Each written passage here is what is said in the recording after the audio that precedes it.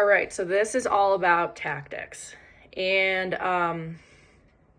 this is where us type A, type AAA kids shine. You know, the skills that we have around organization, attention to detail, like going over lists 1,000 times, maybe aren't really useful in like day-to-day lives where we're not very good at like delegating and like deploying other things to our family and like collaborating.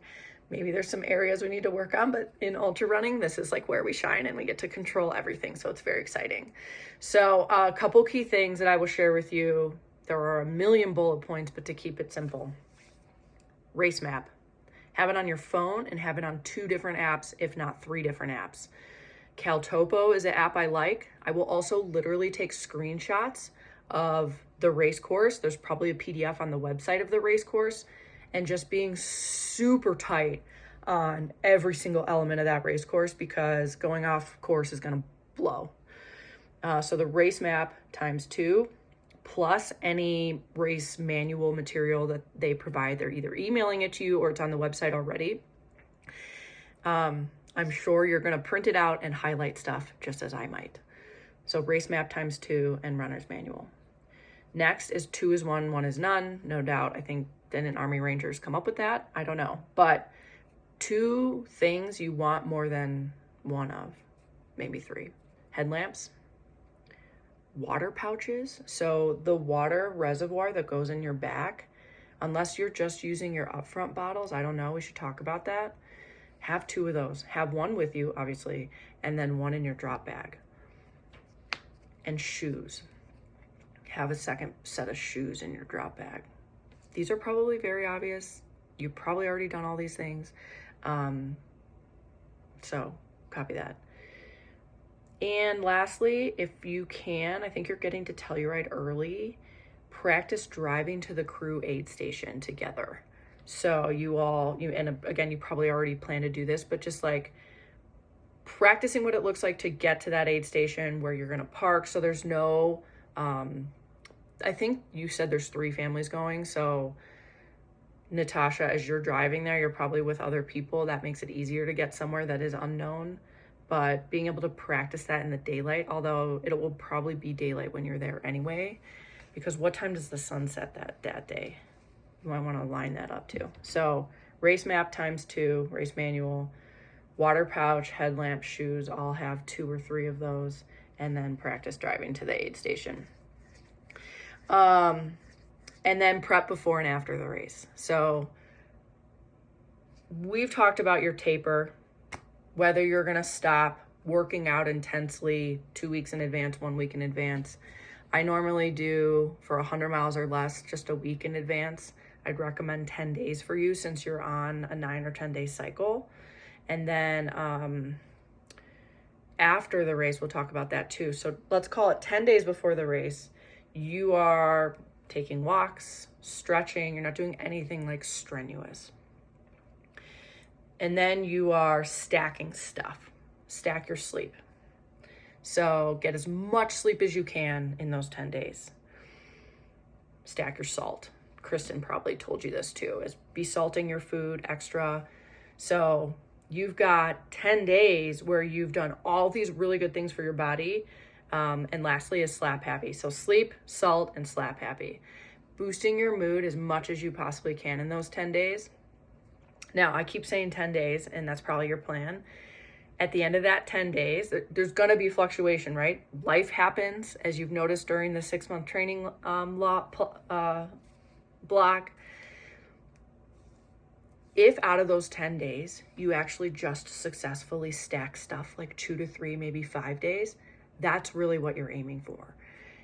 You're eating a ton of food, you're salting it, you're trying to get as much sleep as you possibly can, because the night and the day before the race, yes, you're going to focus on nutrition, but I don't know, you might be nervous, like it might be tough to eat.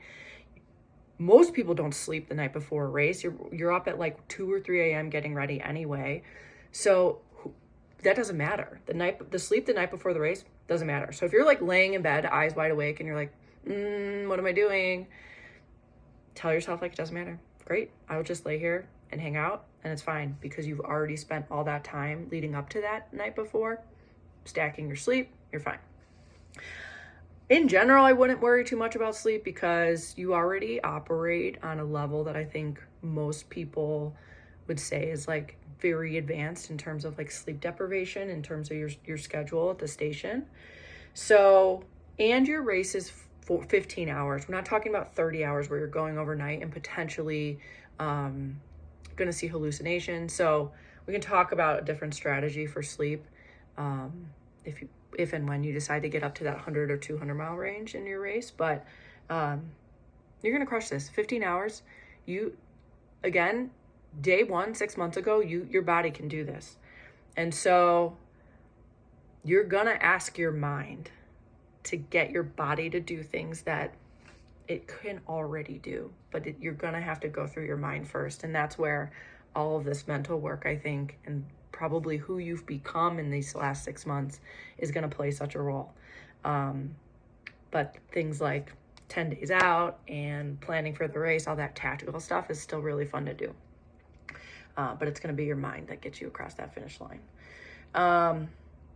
So 10 days after the race, expect a natural letdown of your emotions, your hormones, your overall outlook on life.